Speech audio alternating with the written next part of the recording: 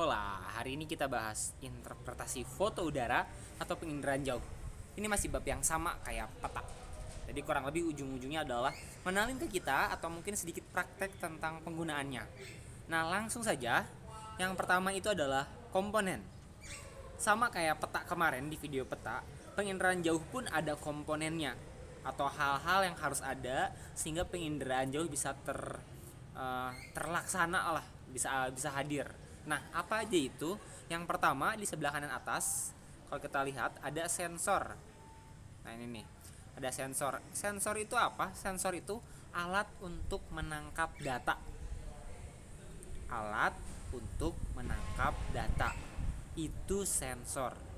Yang kedua ada apa? Atmosfer. Atmosfer sudah tahu lah ya. Lapisan udara. Yang ketiga ada objek. Objek itu apa? Objek itu ya benda yang ditangkap atau yang difoto oleh sensor. Nah, selanjutnya ada apa lagi?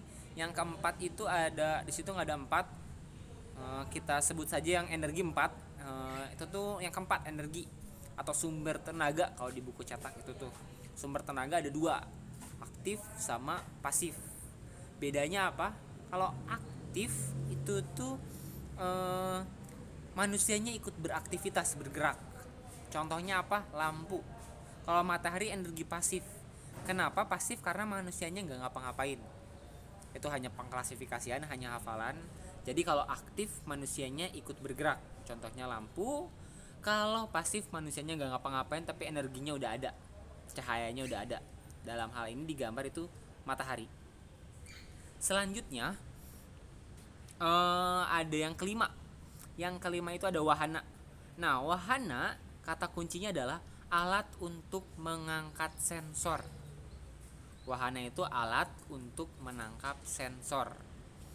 Terus ada lagi keenam, citra. Maksudnya apa? Ketika sensor udah bergerak melewati atmosfer, sensornya menangkap objek dengan dibantu energi. Nah, nanti kan butuh produk, butuh hasil, entah itu Google Maps, entah itu Google Earth ataupun foto. Nah, itu tuh disebut citra atau gambaran muka bumi. Citra tuh maksudnya di sini. Dan yang terakhir, komponen terakhir adalah pengguna. Maksudnya apa? Bayangkan ini ada penginderaan jauh tapi nggak ada kitanya, nggak ada penggunanya. Ya ujung-ujungnya buat apa penginderaan jauh? Kurang lebih seperti itu. Dan yang paling penting dari semua ini, dari semua komponen, yang paling penting itu pengguna. Karena penginderaan jauh bisa dipakai mulai dari hanya kita memesan GoFood, Grabs, atau mungkin jalan-jalan sampai ke berperang. Mungkin pernah nonton banyak film aksi, banyak banget peperangan yang pastinya membutuhkan peta atau gambaran kondisi wilayah musuh. Nah, selain komponen, kita akan bahas selanjutnya itu adalah langkah-langkah interpretasi citra.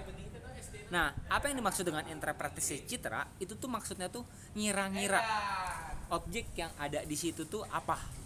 Nah, ada 3 cara sebenarnya yang utama itu. Nah, cara ngapalinnya itu dia deteksi, identifikasi, analisis. Jadi saya ulangi, kata kuncinya adalah dia, deteksi, identifikasi, analisis. Nah, penjelasannya sedikit. Kata kunci selanjutnya untuk deteksi, teman-teman, untuk deteksi kata kuncinya adalah melihat gambaran umum citranya. Maksudnya apa? Maksudnya kalau kita mau mengetahui wilayah ini misalnya, sebelum kita kira-kira yang di dalam lingkaran ungu itu apa, kita harus lihat dulu secara keseluruhan. Nah, selanjutnya itu identifikasi. Identifikasi itu apa? Kita mulai analisis bentuknya, ronanya, strukturnya, warnanya. Itu yang bakal kita bahas setelah ini. Jadi identifikasi itu mulai dikira-kira. Ini sama kalau kita ngelihat teman dari jauh. Kalau kita lihat dari teman dari jauh kan gak kelihatan ya mukanya. Kita lihat dulu badannya secara keseluruhan. Misalnya ibaratnya kalian lagi nongkrong tuh, kayak saya nih di depan kelas. Terus teman kalian tuh baru datang dari basement. Kalau nggak kelihatan, kan kita ngelihatnya kalau nggak kelihatan mukanya gitu, kita ngelihatnya kan keseluruhannya dulu, besar atau kecil. Jadi kira-kira anak kelas berapa, 10, 11 atau 12. Nah, begitu pula sama yang ini. Jadi untuk interpretasi citra, kita lihat dulu secara keseluruhan citranya, baru kita analisis kecil-kecilnya. Kalau temennya udah mulai deket, kita lihat-lihat, oh ternyata mukanya itu lonjong, oh ternyata sipit misalnya, oh itu teman saya misalnya namanya Toto.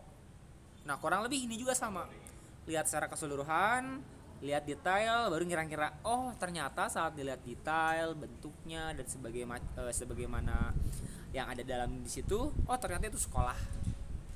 Nah sekian untuk video kali ini. Selanjutnya akan bahas cara lebih detailnya untuk mempertanggungjawabkan dan untuk meyakinkan kalau yang kita lihat itu beneran sekolah atau beneran objek lain. Jadi ada cara-caranya. Terima kasih. Bye bye.